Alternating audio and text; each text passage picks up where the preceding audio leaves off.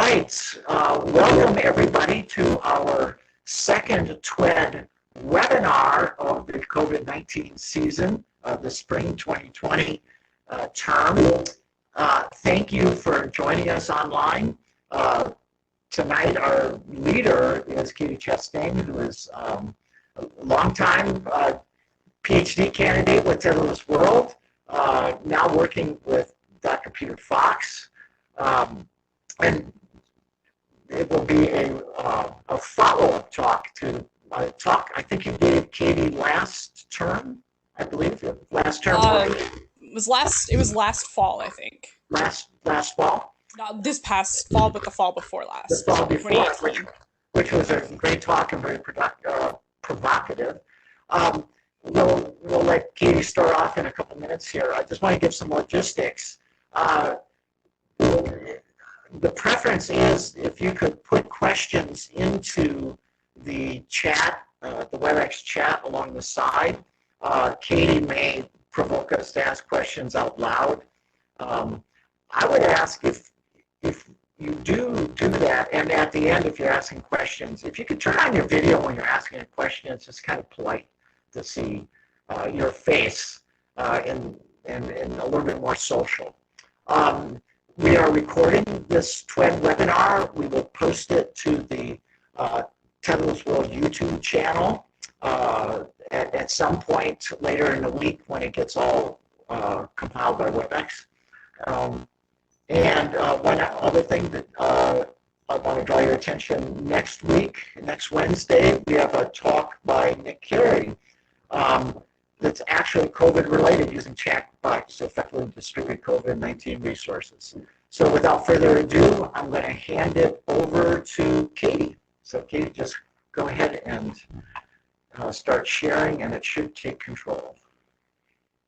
All right. Hello, everyone. Hopefully I sound less demonic than John did. Oh, sorry. Let's see. Let me just get the right screen sharing.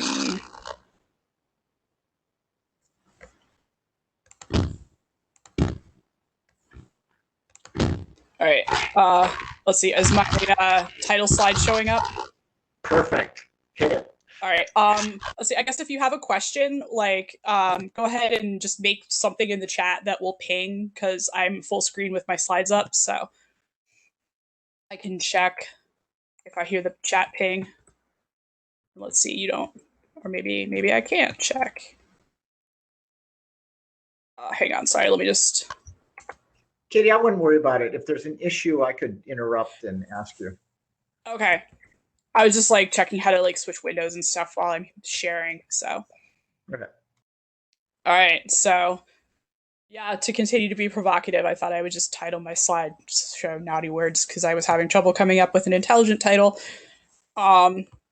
But yeah, some table of contents, just sort of what I'm going to talk about, some history, both of sort of the topic itself, sexology, and how we talk about sex, and just sort of a bit of an overview of what I discussed last time in my show in 2018, for those who weren't here, for those who didn't remember. And then to sort of narrow in on what we're actually talking about when we're talking about sex, and what isn't working now, and ultimately what I would like to do about it. So I plan for this to be my PhD topic now.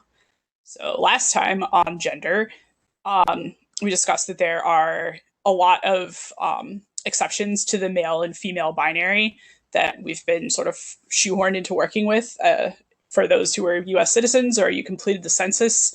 Hopefully by today, they asked you what your sex is, or they asked you for your gender, and there were two boxes, male or female, and that was all we got. And but we know that physiologically, intersex conditions we've been aware of them for possibly even thousands of years. In genes and endocrinology, we're not even really totally sure how sex is determined completely. The chromosomes are involved, hormones are involved, but we don't know like the full process of development. Yeah, Rebecca noticed the male-female question on the census too. there was a button that said help with it, and it said, what's your biological sex? So I'm going to touch on that a little bit later. And going back to gender, we also have numerous non-Western cultures that have always had gender that are not strictly male or female, such as you may have heard recently about the various two-spirit genders among Native Americans who have, they're neither male nor female, and they hold certain special roles, special social roles within their tribes and communities. And so Michel Foucault had a lot to say about sex and his history of sexuality. And it was more directed towards sort of like the act of sex. But it also is very important in highlighting how we talk about sex as an action and sex as a characteristic, and how we sort of, he talked about how we don't talk about it. It's sort of like this big mysterious thing. And his point was sort of that we give it this like power by not wanting to talk about it directly. But then we also discuss sex as you know, an important part, and we discuss it very scientifically. And so this quote here from his book, you know, the mere fact that we claim to be speaking about it from the rarefied and neutral viewpoint of science is in itself significant. This is the fact that science is made up of evasions, since given its inability or refusal to speak of sex itself, it concerned itself primarily with aberrations, perversions, oddities, pathological abatements, and morbid aggravations. Sexology, by the same token, was a science subordinated in the main to the imperatives of a morality, whose divisions it reiterated under the guise of the medical norm. So, to summarize that, essentially you have a certain ideal of certain morality going, you know, sort of underpinning this whole notion of sex and how we talk about it, and sex as a science. You know, where we just sort of just pulled the cover of scientific thought and reason and logic over essentially a moral view that hasn't really changed much. And sort of to get into that a little bit more, there's this sort of historical Western viewpoint that everyone has a sort of true sex, and in cases of people with intersex conditions, these were seen as perversions and abnormalities, sort of monstrosities, and it was sort of positioned as a, you know, it was seen as a like a moral failing in a lot of ways. Like maybe the woman who gave birth to a fetus who is not distinctly male or female, you know, maybe she was agreeing with the wrong, you know, religious opinions or something. So there was even sort of like a moral tie into that. And for the people, you know, for other people, the other aspect is that there's this idea that you have a true sex, and that if you get it wrong or people can't figure it out, that there's just been it's been misidentified. Someone did it. It's either male or female, truly, and just the truth has not yet been uncovered. I'm going to check the chat real fast because I heard a blink. Morality in science's clothing. Yeah, essentially that. We sort of, you know, the age of reason in sort of the late 19th, early 20th century, we sort of pulled up, you know, reason as like the high point of thinking, and in some ways, a lot of things got repackaged in that sense. I guess I won't get on like a total soapbox right now, but I think it's sort of echoed in how you see people maybe more willing to believe like statistics about things than personal accounts of things, things happening and stuff like that, especially when it comes to minorities. But it's sort of the same idea here, where, you know, we decide that, you know, in this case, hermaphroditism, or, you know, being intersex is impossible. You can't be both. And so there has to be some way to determine the true sex, and that this is like a scientific and rigorous process. So it's the doctor's prerogative. Like the doctor becomes the person who is like the investigator, who is, his job is to discover a person's true sex. And sort of tied in with that is that people, especially like, adults who had been living as one gender or the other in a binary sense, but were had intersex characteristics. If something came up, and some of these people, it was after they had died, the curious went, to start a scandal as part of the autopsy, examine their genitalia, and we're like, oh, this person is actually male, even though, they dressed like a woman for their whole life and lived as a woman. And so it was often equated, not only with sort of the monstrosity and abnormality, but also with deception. If a person is dressing and presenting a certain way that's incongruent with what a doctor later decides is not their true sex.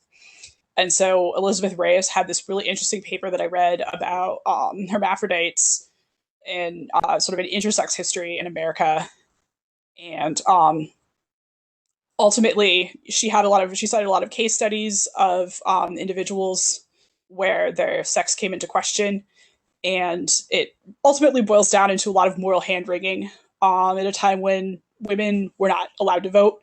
They had a case of a man in Connecticut who fulfilled like the property ownership, but they weren't sure if he was really a man.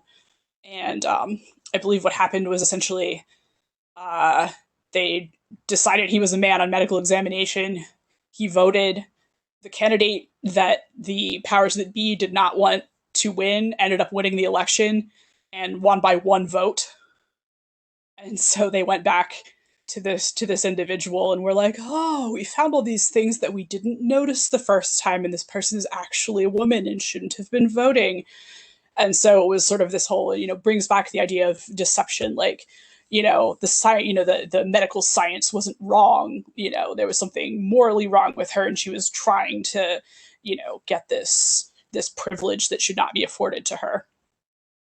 And you also have cases of a lot of worry about whether an individual with an intersex condition could still happily be married. Will they be able to give or receive the sexual pleasure that they deserve, which I think in a lot of cases for women is none, right? And then is the marriage still, if they are married or they get married later on, is their marriage still heterosexual? And you see this last issue come into play a lot in modern discussions of transgender individuals. There are some case law in probate court and family law that have to do with inheritance, where a trans individual is married to someone of, like, for example, a trans man is married to a cisgender woman. And so we would see it as a heterosexual marriage. However, the court may decide that the man was actually a woman because of whatever steps of transition she did or did not, he did or did not undergo to align with his true gender. And so they decide that the marriage is therefore annulled because the person is, they discovered the truth that the person is actually really a woman. And so their marriage is actually really a gay marriage. And, even depending on what state you're in the United States, that could annul your marriage. You could get married in one state to a same-sex partner, move to another state, and your marriage is just magically no longer valid. And I guess here I will also point out that the hermaphrodite is a term that's been used as sort of a catch-all for a lot of these intersex conditions collectively. It's not really favored right now in the medical literature, but in the context of the historical paper, because it was the term for so long a time, Reyes said that she was going to avoid updating her terminology to avoid the presentism, which I like that idea. So like, what is sex anyway? We have all of these things that are sort of indicators in some way of sex. We look at these things and try to figure out like which bucket to put people in. And some of these are more current. Some of these are things that, more historical. It changes over time. You see social role in particular is very contextual, where, as I said, with some of these other non-Western cultures, there may be different societal expectations of men or women or the, various third genders. And, more recently, we've sort of come into this whole idea of, let's call it biological sex. Like, to put some science on it. And this is, valid. We have this sort of subset of things that are a little bit more concrete. You can, look at chromosomes. You can look at, presence or absence of menses, external, internal genitalia. There's also a gene called the SRY gene, which is typically present on the Y chromosome and is believed to spur testicular development in baby boys, those who will be designated male at birth. However, there have been no small number of instances where just the gene ends up transplanted onto an X chromosome, therefore resulting in an individual with XX chromosomes, but who appears as designated male at birth. Or the reverse happens where the Y chromosome is present but lacks the specific gene, and therefore you have someone who is designated female at birth who is actually XY karyotype. In 1 second, I need a drink of water.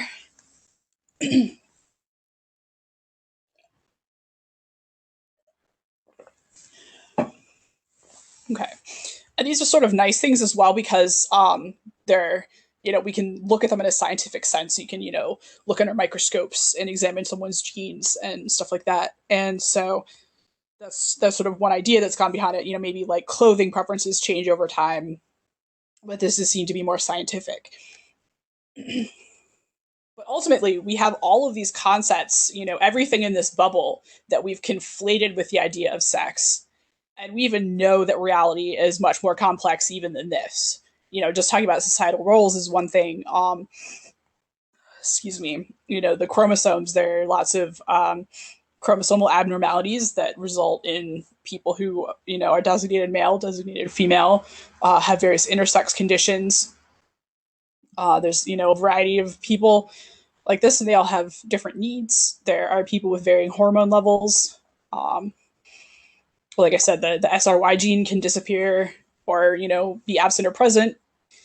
That sort of, throws everything into disarray, right? But we have all of these concepts together, and we're trying to make this determination, like the doctors in, say, the 1700s, saying, all right, well, based on this information we have, which bucket do we put this person in? The one labeled male or the one labeled female?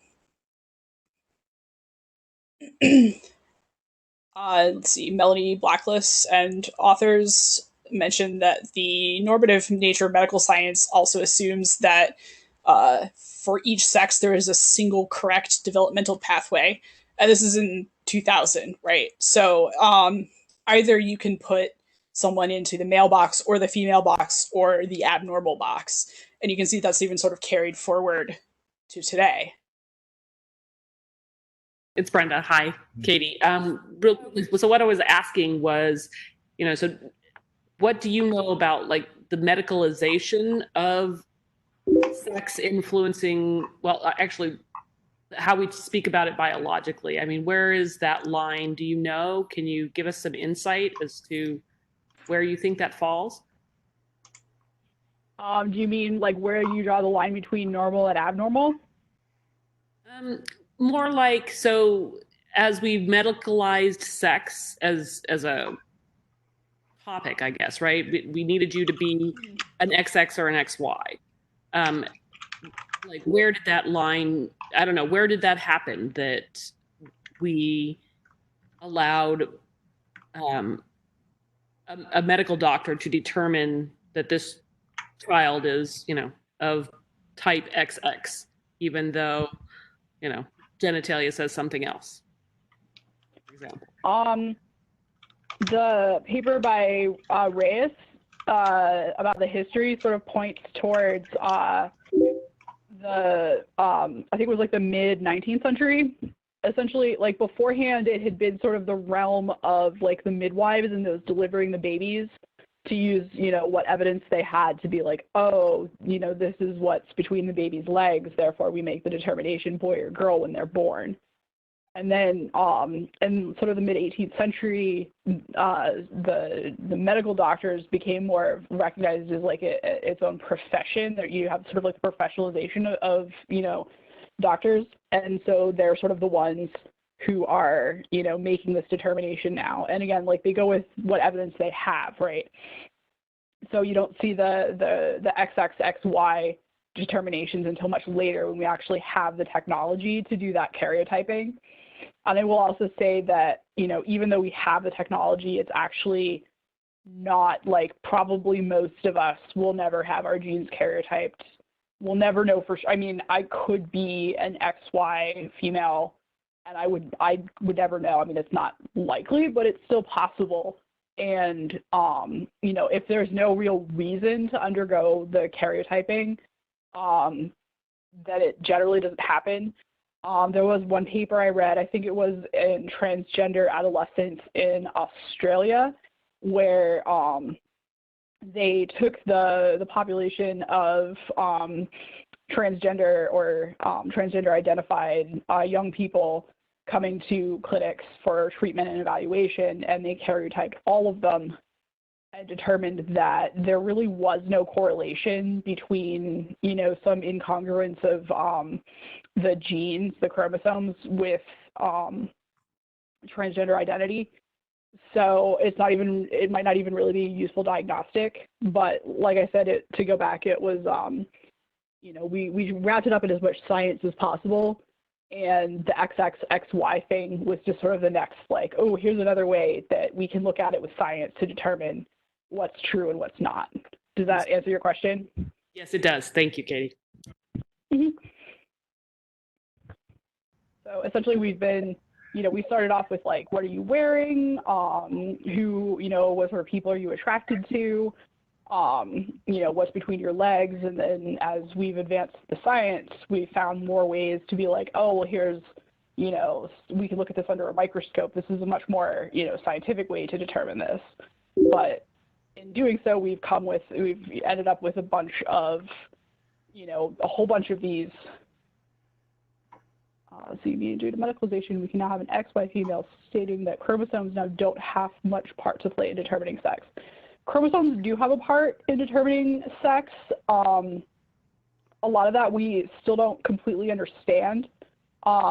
I mentioned the SRY gene before, which is that's like a very specific part of a chromosome, and it's typically the Y chromosome, but that definitely goes into, or that's been determined to have an effect on the sexual development in utero and production of testosterone while the baby is developing from very early on.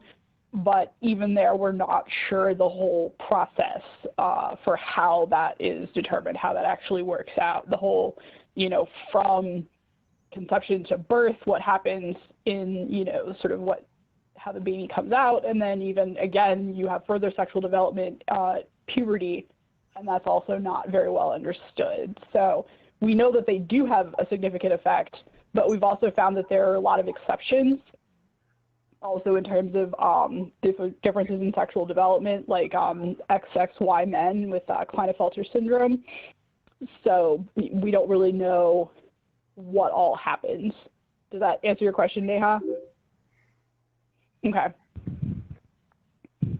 And like I said before, or you may or may not have heard, I'm not sure when exactly I cut off, but like this slide says, this group did a literature review of sort of cases and other studies of intersex prevalence, and they determined that like sort of a high-end estimate, intersex conditions could be as common as 2% of live births, but that also there are a lot of there's a practice that's controversial of sort of normalizing an infant's genitalia if it is ambiguous when the baby is born.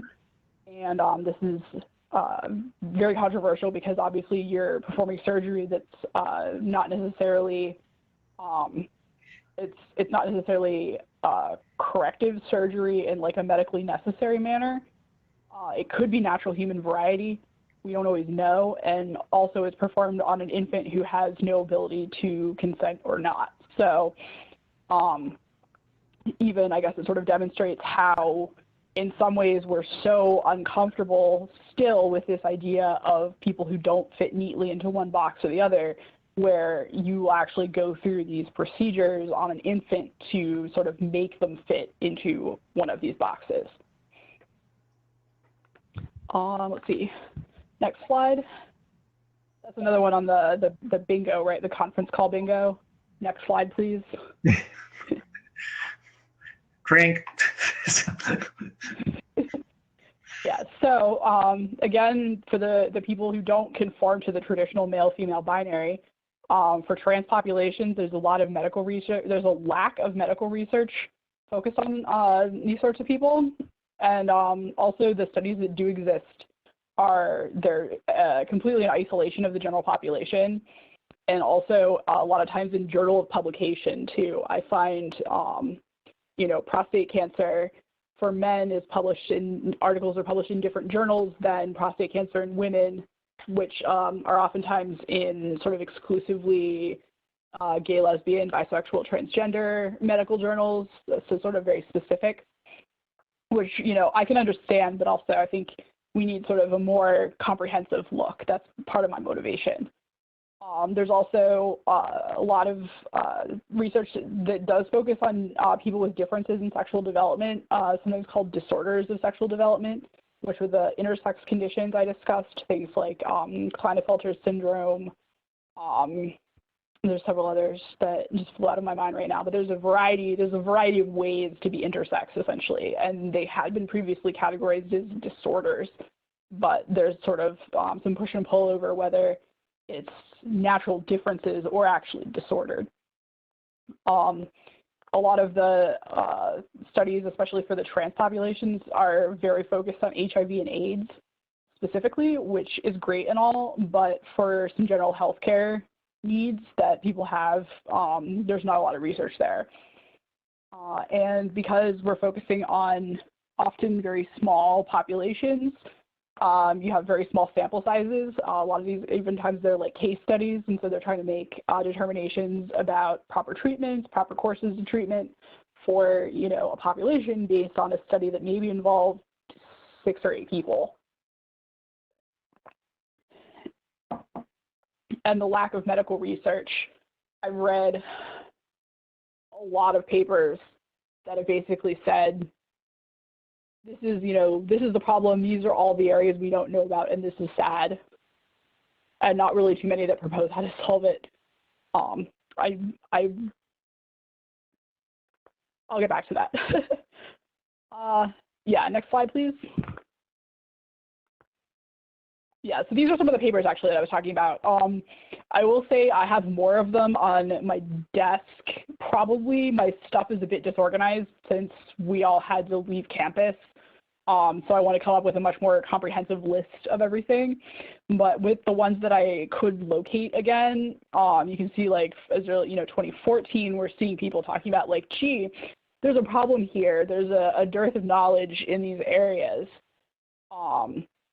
In terms of the trans health research, like I said, you know, studies of prostate cancer prevalence, diagnosis, and treatments in trans women, and sort of specific things like that, and also in trans healthcare, that is how information about trans patients' identities and medical histories are treated in, electronic medical record software, and how sort of that information is stored and passed from, you know, institution to institution as the, you know, doctors and care providers need it. And again, like I said, there's you can see already from the collection that I could locate that I had, that it's been going on for a while, that people have been like, we should fix this, or here's what needs to be fixed. Next slide. So one of the efforts that has been made was the Meaningful Use initiative, which was started by the Centers of Medicare and Medicaid Services and Office of the National Coordinator for Health IT. This is all in the United States.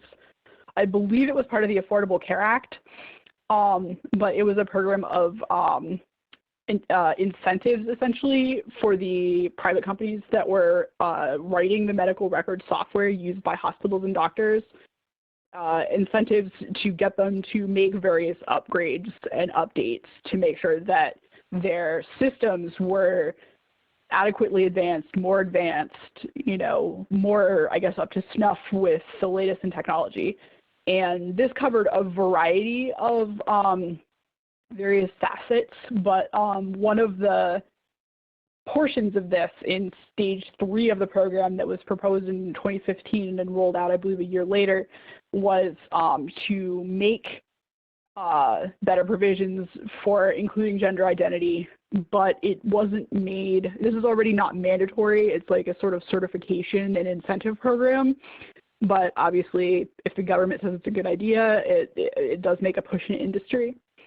And ultimately it was, gender identity was not included in these criteria.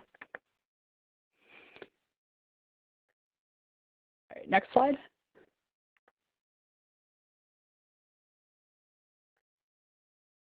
Some of the companies have been making efforts to incorporate this anyway, but as a result, because a lot of different groups are trying to do it, there's a lack of standardization. Preferred name is sort of an easier thing to do. You'll have people, Richard comes in, he goes by Rich instead. You have Samantha, she goes by Sam. So, even in cisgender patients, preferred name, you can record that and they know what to call you in the waiting room. Pronouns are not so hard. Yeah, Rick. Right, because we have one on the phone. Sorry. Rich, Richard, Rick. Pronouns, we don't really have so much flexibility in a lot of these systems. The paper cited at the bottom, they have sort of an overview of basically people's experiences with these systems, care providers. I believe this is the one that had, it was actually conducted by medical providers specifically from the World Professional Association for Transgender Health, or WPATH. So these were already people, it was a sample size involving people who were already aware of a lot of transgender issues. And, they're educated in the topic already in the context of healthcare. And they were observing that, this whole, is it here in the first place? Is it easy to find transgender status and sort of the whatever, any procedures or medications that a trans individual has undergone were sort of like, medical finding, a lot of times it was stored under pathology. There wasn't really a place specifically to describe essentially these facets of gender for transgender patients. And so people are trying, but there's really not a standardized effort or anything that, there's no concrete, this is how we should represent it. And one of the other issues is that laboratory samples, the people processing the samples are generally not trained in sort of the transgender health issues as much. Their main concerns are with identifying the samples and making sure that they have the right person. You can imagine this is very important, extremely important with things like blood donations. And so if there's any confusion as to which patient you have, for example, if their sex is not clear between their medical record and the label and the sample, then that's a big problem. And also because a lot of what's determined as normal in the lab is gendered for a lot of, especially for hormone levels, we have to know which normals to compare to in order to make a diagnosis or to suggest further testing. And so this is a very important consideration as well, that it needs to be interoperable enough to make it to the laboratory people as well. Next slide.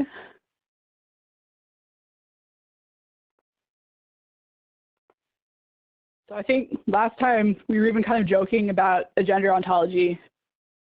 And the more research I've done, it sounds like the more we need it, right? We have a lot of different priorities when asking for someone's sex, and you can see that we also have a lot of different concepts that relate to it. and sort of untangling exactly what we mean and exactly what's important, I think would go a long way to sort of detangling this whole mess that is, trying to, just basically that boils down to, do we know the person's true sex? Do we know like the objective truth on something that really is not, like, if you want to know the truth, it's not going to be male, female, or male, female, other. And obviously with a traditional database, the enumerated set is very easy, like in the US Census, probably a lot easier for them to deal with just male and female than with some sort of free response there, which I can understand. Doesn't make me happy, but there we are. If the set gets too big, if you have too many sexes or genders to choose from, then it doesn't really help you all that much. It increases computing power, and if we continue to force data to fit into the smaller set, then we throw out the nuance. That's obviously the problem we have right now. So clearly forcing this binary or even the male, female, other is not working. And so next slide.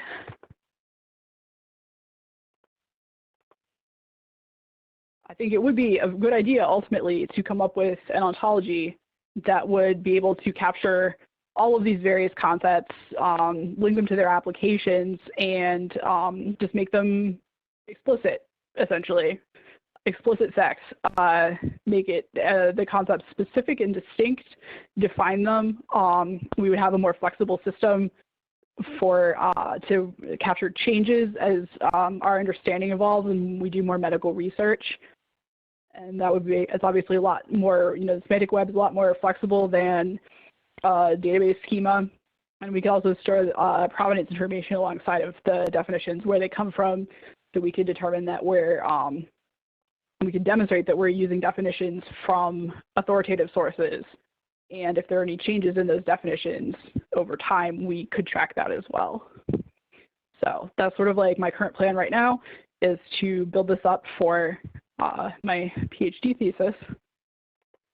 Because essentially it is, we say an ontology is a specification of a conceptualization. So we have this conceptualization of sex that I feel like we've really not wanted to talk about. We as society at large have not wanted to talk about. And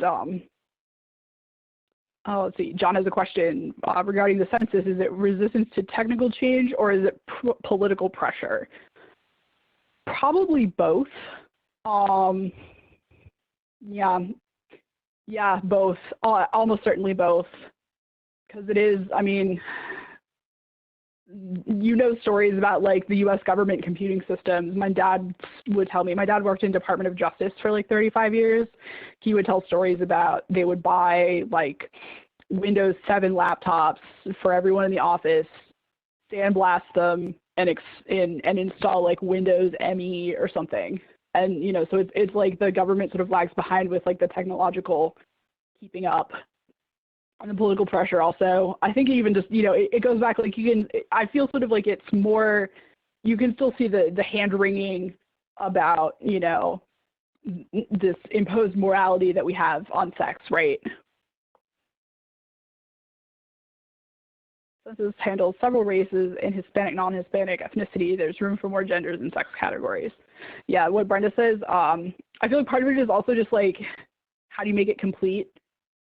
The male, female, other that has come up a lot, that sort of places anyone who obviously doesn't fit into the binary into this other category, which in a lot of ways reinforces sort of the otherness of people, which different people who fall into that category feel different ways about it. But I think in general, from the people I know at least. Hello?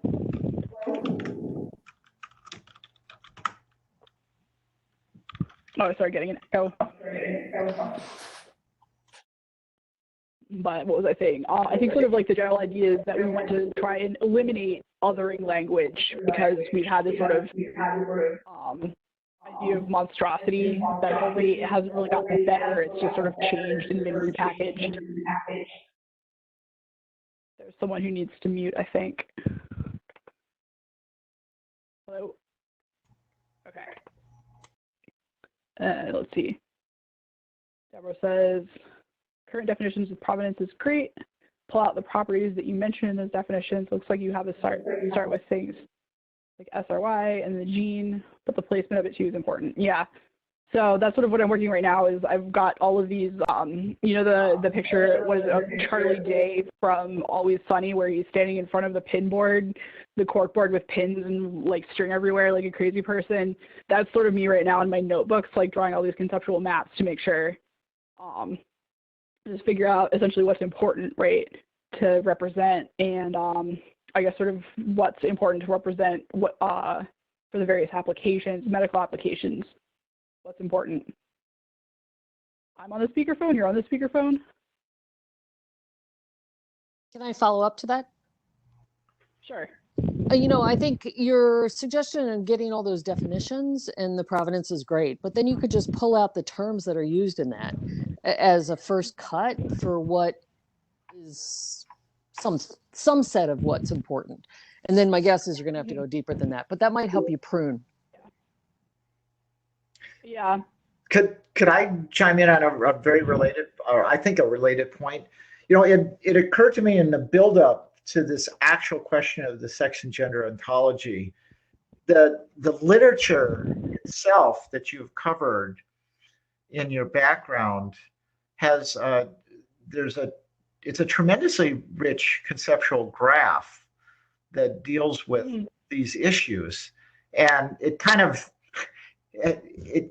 informs this actual sex and gender ontology. I'm wondered, so it's a literature graph and the conceptualizations in the literature and their relationships. I'm wondering if you've thought of that as sort of related work or informative work to an actual ontology.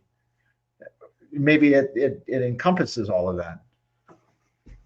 Yeah, I mean, part of it is, you know, like I said, we have this whole like pile of concepts. I guess if you want to go to the next slide, that's sort of like pretty much everything I've got. It just has a bad pun on it. And a lot of the literature that I have looked at is, you know, they have this sort of overloaded terms, conflicting definitions with each other.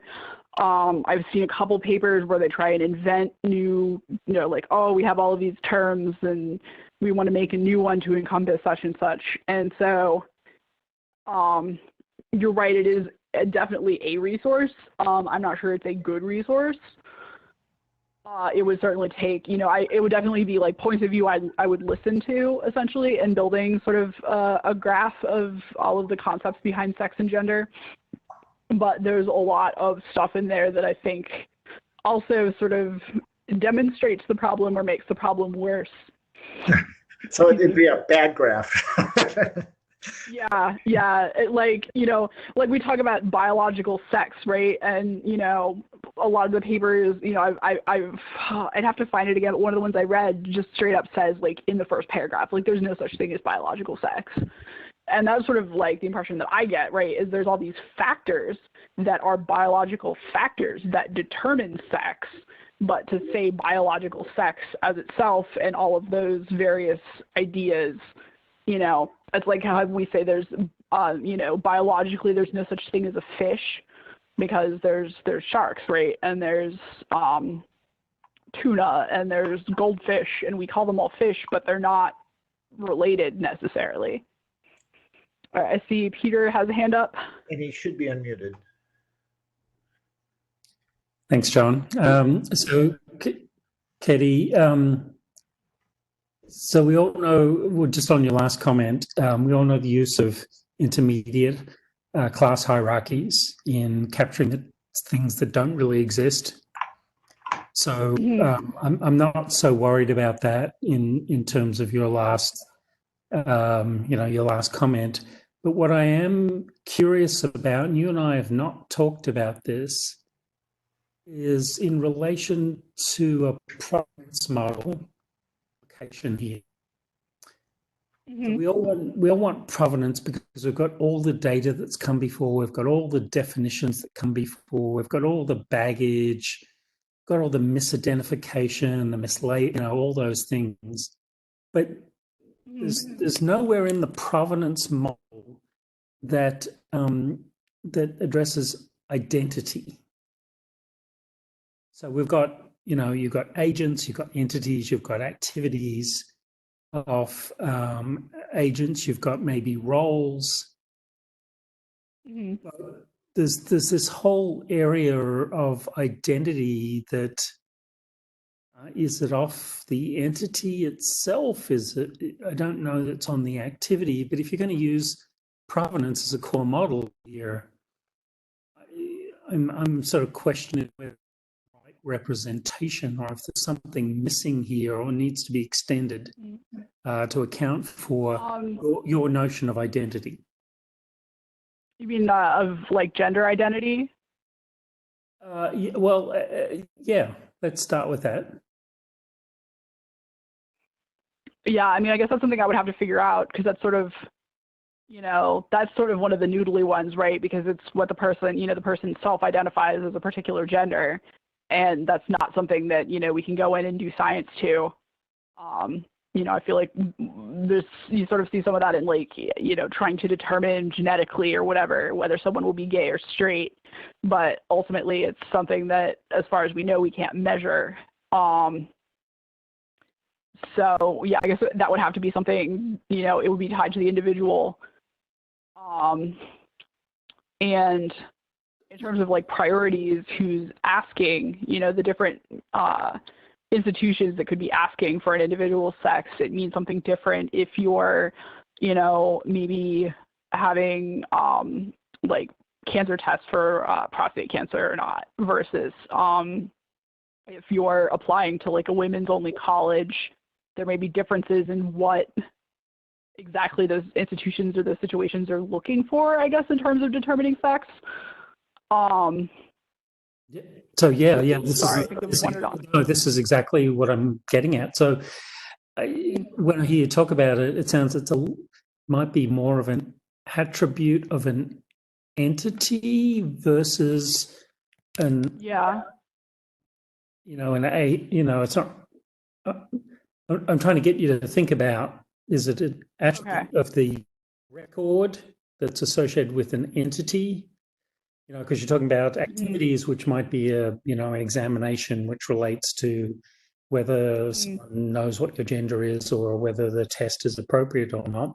The agent, I think, is the doctor or the nurse or the entity. I don't think the individual is the agent. So is identity, as in gender identity, for example, an attribute of the entity itself? Generally, in current ontology, yes, it would be something that could be determined or generated by another agent. Actually, in that sense, the kind of looking at it from like who did what, the determination of identity is something that the agent would do, and so it would be attributed to them. And the attribute itself so Saya doesn't do anything about relating attributes to entities, but you can talk about how they were made. And so something like Saya would say that this is an attribute of a person, and it was generated, attributed to someone else. And so the mere fact that it was attributed to someone other than the person themselves would tell you a lot about determination. Yeah, if you're designated a particular gender at birth versus if you identify differently later on in life, or even, I have lots of trans friends who have changed pronouns, 2, 3, 4 times as they figure themselves out. So this is the point of Prob to document ultimately who says and how. Is John's question. And I think like part of what I wanted to, just as people change preferred name.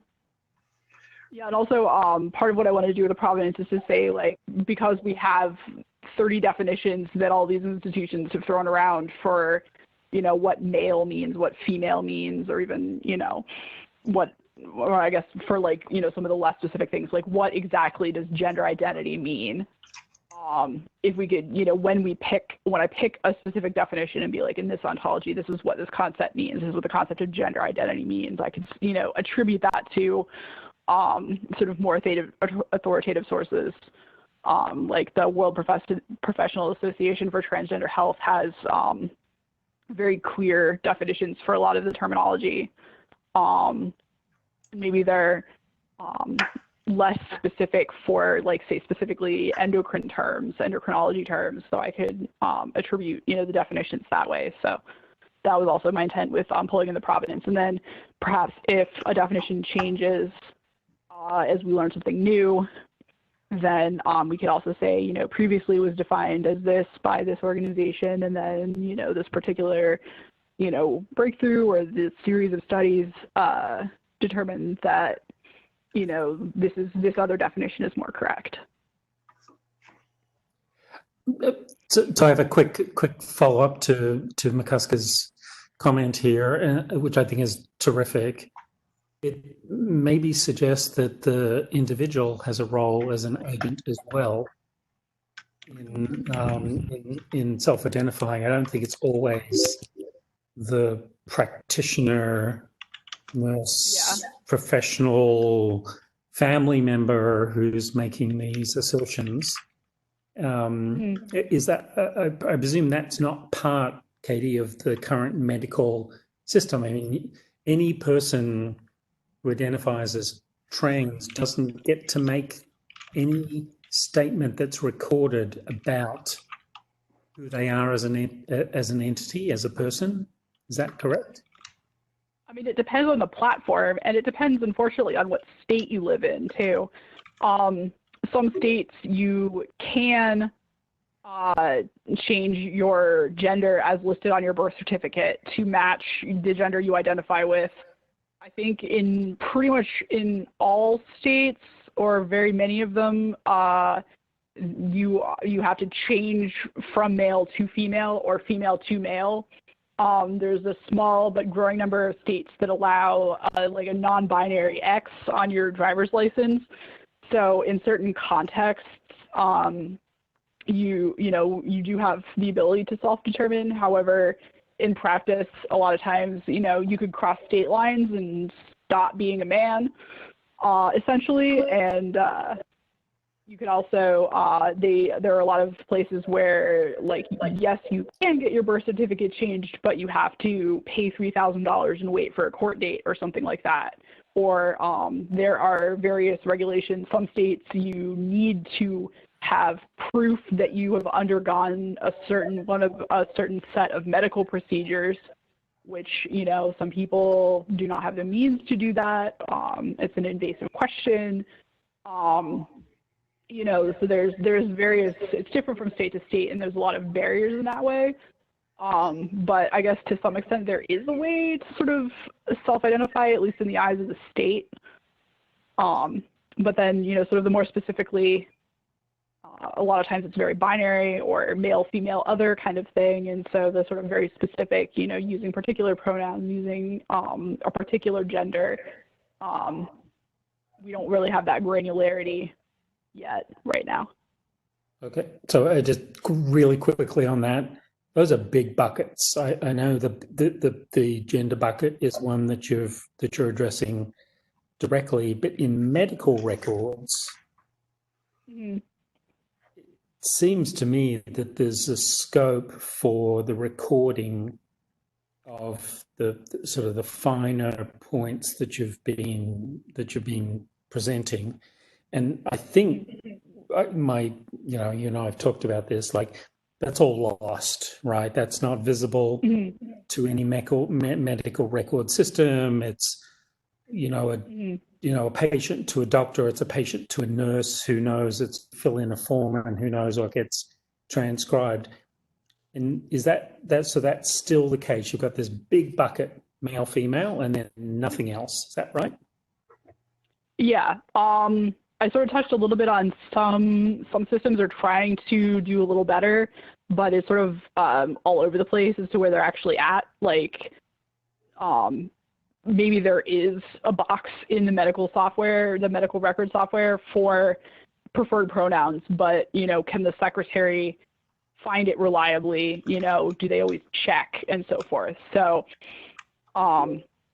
yeah, largely that information is being lost, I think, right now. We're starting to be aware that we're losing it, I think, and it's actually coming up that we're losing it, but no one's really done anything yet.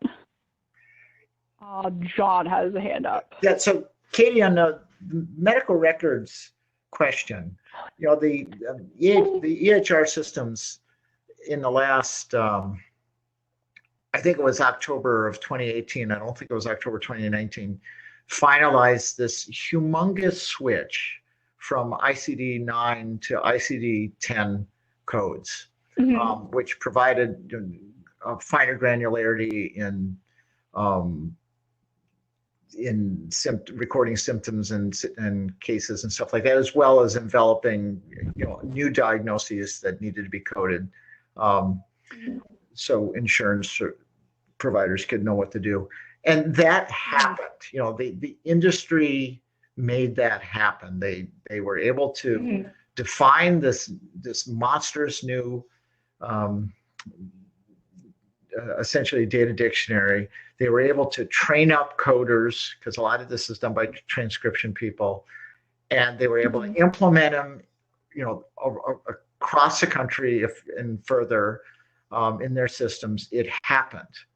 Okay, and that's probably because there was this massive will to do it, and the industries wanted it to happen. Insurance wanted it to happen, and the system providers wanted it to happen. It seems to me that this kind of goes back to my technical resistance versus political, and it kind of being both. If there was a reason, this would happen overnight. And so I guess how does that what's a pathway that cuts through this? I'm just kind of thinking out loud, I guess. To sort of address that, and I also see Deborah brought up Epic Skins. The Epic electronic medical record system actually came up in my research as one of the ones who really started pushing to include this sort of thing and really try to include the gender identity and things like that more. And I was reading, it was like a blog post that I would need to dig up again about Epic and meaningful use stage 3. And I think the term literally came up, like someone literally said, this gender identity thing in medical records is a PR disaster waiting to happen. So I think, they're like, it's such a hot button issue that my impression is that a lot of the companies actually doing the EMR stuff don't want to make the change. Oh, you have friends at Epic. Awesome. I asked another friend of mine. Apparently Epic had a publication where they were like, here's our view of, our vision for what we want, gender identity and sexual orientation to look like. And I wasn't able to actually find the document. So I'll be in touch with you, Rick, about that, because I'm curious to see what they actually said instead of just secondhand info about it. And for the record, sorry, I have to get going. For the record, ICD-10 took 20 years from finalization to complete adoption. We're still not quite there yet. So that's a good point, Jim. That I guess that was definitional, but I guess what I kind of was implying is that the switchover did happen, and although like Y2K prep, there was a lead up to it, and people using ICD-9 based systems were sort of pre-trained to some extent. Yeah, but in the next comment that I had, the ICD-11 has significant changes. So Boolean and and or were incorrect in 10. So a parent that says and or X or Y, they used it incorrectly, but they're using it correctly in 11. And I don't know what it took to do that, but I've got friends who have to buy those books. So I put in the record that whenever we get in Winslow again, I have the full ICD-10 book and the CPT book. So we could look up in 10 what's there, and I could ask my friends to look up in 11 what's there. And I could also ask my friends what the process is to request changes. Because I think that's where John was going. I think that's where you're going, that, the world is starting to recognize that binary doesn't work. So we need at least what the person identifies as in there. Mm-hmm. I think another distinction that's important is ICD versus gender identity, because ICD focuses on diagnoses, right? And there's been a big sort of push and pull between, the LGBTQIA community and, the writers, the people who write the ICD and things like that, as to whether it should be considered a disorder to be trans. And even going back in, the history where I said that the birth defects and birth abnormalities were viewed as monstrous. Same-sex attraction was viewed as immoral and deviant psychological behavior. Foucault talks about this, about how we view sex and sexual attraction in that way through a lens of what's normal and what's abnormal. Peter says separate the diagnosis from identity, and essentially there's this other push to remove entirely gender dysphoria as a disorder. Like, it's not really a disorder to have incongruence between your gender, your assigned gender, and your experienced gender, but maybe society being awful about it is giving you, depression and things like that. So there's sort of like that question. And then unfortunately, what it also comes down to is that if you have, you need hormones, your doctor decides that you need to take hormones to help your body align with your experienced gender better, and puts in the notes, I'm prescribing this person this medication, the insurance is going to be like, well, I'm not paying for it unless you tell me why. And so that's a big part of why we have the diagnoses right now. So you can say, okay, this person has gender identity disorder, and providing these hormones is a treatment for that. Having, say, breast removal for a trans man is a treatment for gender identity disorder.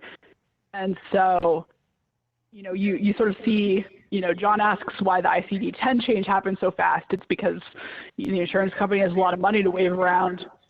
What would happen, what a thing that would happen that would make it the transition to better gender identity representation happening overnight would be if the trans community and the intersex community suddenly had a lot of money to throw at it, at the powers that be. So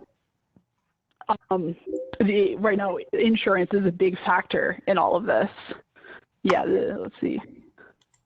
I have some other papers too, Peter, that are somewhere on one of my desks somewhere about the DSM diagnostic criteria for gender dysphoria, DSM-4 and DSM-5.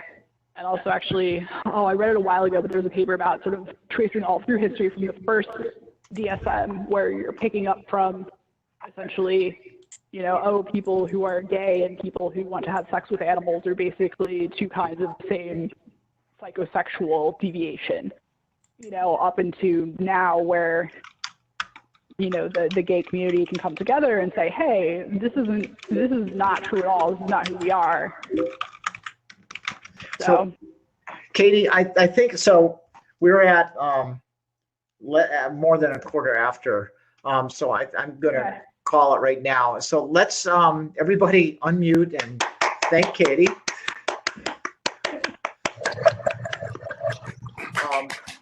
There we go. We heard a few. They go. This is another conference call. It's a webinar bingo. So thank you very much, Katie. Just a reminder to everybody that Nicholas Carey is going to do a COVID-related talk next week at the same time. we're learning about the many ways that that WebEx can go pear-shaped during these troubled times, during this pandemonium, and so we'll be prepared for even that. And also, Katie, I'll see if what kind of edits we might be able to do in this video to make this so it's all together, because the first part and the second part were great, and the in between was us chatting with each other. So once again, Katie, I'm sorry, that literally did not touch anything. Like, don't worry, I was just sitting there talking and it just went out. Yeah. So anyways, yeah, that's just the way it is.